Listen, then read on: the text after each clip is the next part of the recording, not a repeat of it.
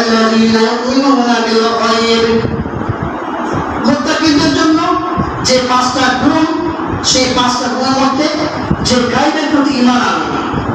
যে আল্লাহ পাক বলেন যে গায়ব জানেন, আল্লাহ পাক বলেন যিনি গায়ব জানেন, সেই গায়বের প্রতি ঈমান আনবে, সে হলো মুত্তাকিন।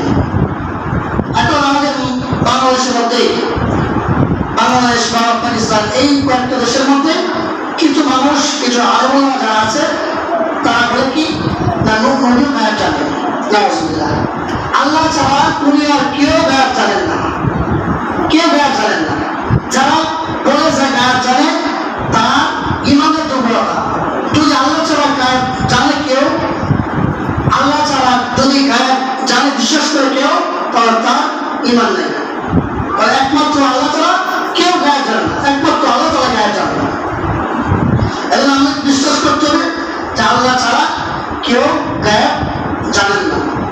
এরপর আল্লাহ বলেছেন ওয়ায়ুকিমুনা সলাতা, ওয়ায়ুকিমুনা সলাতা, যে মুত্তাকিনদের জন্য এক নাম্বার হলো যে আল্লাহ গায়বের প্রতি ঈমান আনবে। এরপর দুই নাম্বার হলো যে সালাত কায়েম করে, সালাত কায়েম করে। সালাত কায়েম মানে অর্থ হলো নামাজ প্রতিষ্ঠিত করা, প্রতিষ্ঠিত করা। পবিত্র কোরআনের মধ্যে যত জায়গায় নামাজের কথা হয়েছে, তত জায়গায় সালাত কায়েম করার কথা বলা হয়েছে।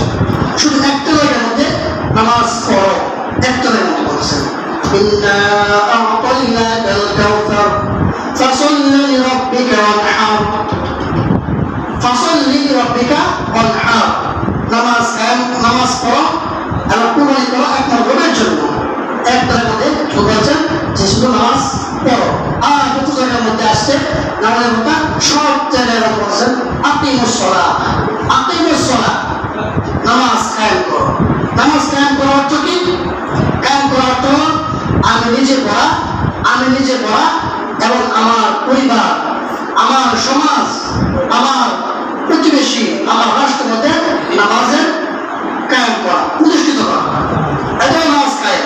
আমরা নামাজ পড়লাম, একটা নামাজ পড়ে চলে গেলাম, কিন্তু আমার পরিবারের মধ্যে কেউ নামাজ পড়লো না, আমার সমাজের মধ্যে কেউ নামাজ পড়লো না, আমার ভাই বন্ধু নামাজ পড়লো না, নামাজ কায়েম হবে না।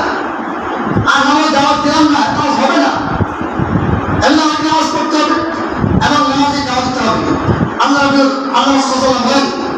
সাহাবাদেরকে জিজ্ঞাসা করতেছেন, ও সাহাবারা, যেরকম ধরো তোমাদের একটা বাড়ির সামনে একটা পুকুর বা নদী আছে, সেই নদীর মধ্যে আল্লাহ বলেন,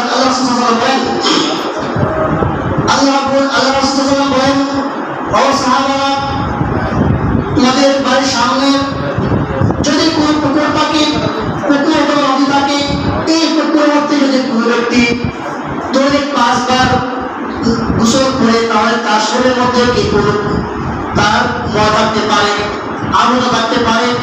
সাহাবা বললেন না, তার শরীরের মধ্যে কোনো আবরণ থাকতে পারে না, ময়লা থাকতে পারে না। আল্লাহ হাবিব সাল্লাল্লাহু আলাইহি ওয়াসাল্লাম বললেন ঠিক তেমনি ভাবে